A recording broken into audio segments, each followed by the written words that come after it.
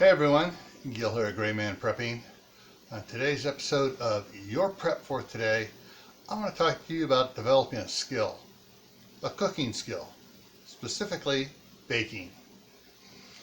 Now a lot of people think, oh yeah, I can bake a cake, I can bake a loaf of bread. Well, there's other things you can bake that take a little bit more skill than just baking mixing up a mix, pouring it in the pan and tossing it in the oven. Well, my one son likes to make cheesecakes. He also likes to make donuts and other pastries.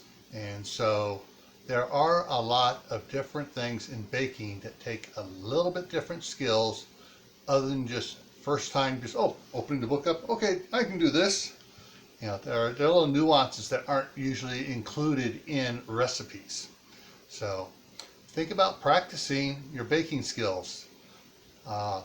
Develop them, try new baking ideas out, and you'll find out that having good baking skills can also keep everybody in the family happy as well.